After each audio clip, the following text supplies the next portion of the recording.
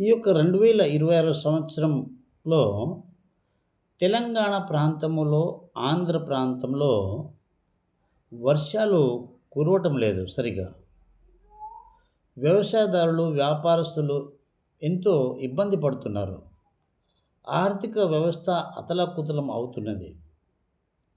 మరి శాస్త్రవేత్తలు దీనికి కారణం ఏమని చెప్తున్నారంటే, ఎల్ నీనో అనేటువంటి ఒక పొర మేఘమును కప్పివేయడం ద్వారా మేఘము కరగక వర్షము రావటం లేదని శాస్త్రవేత్తలు చెప్తున్నారు.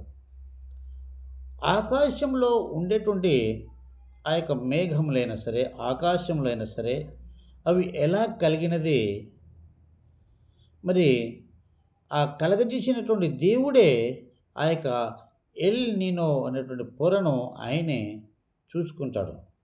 అయితే మానవులు ఆయనను మర్చిపోతున్నారు. సృష్టికర్తను మర్చిపోతున్నారు. 33వ మరి యొక్క కీర్తన గ్రంథంలో 6వ వచనం ఏముందంటే, ఆకాశము ఆయన వాక్కు ద్వారా కలిగింది. అంటే దేవుని యొక్క మాట ద్వారా ఆకాశములు కలిగినది.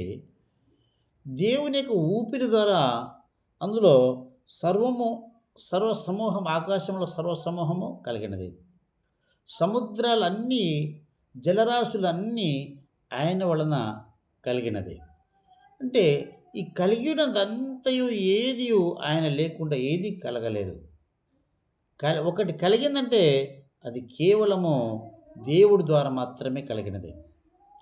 అయితే సర్వ సృష్టికర్తను మర్చిపోకుండా, సృష్టికర్తను అనుసరించి ఆయన వాక్యం ప్రకారము బ్రతికినట్లయితే దేవుడు మానవ లోకానికి ఏం కావాలో అది ఇస్తాడు.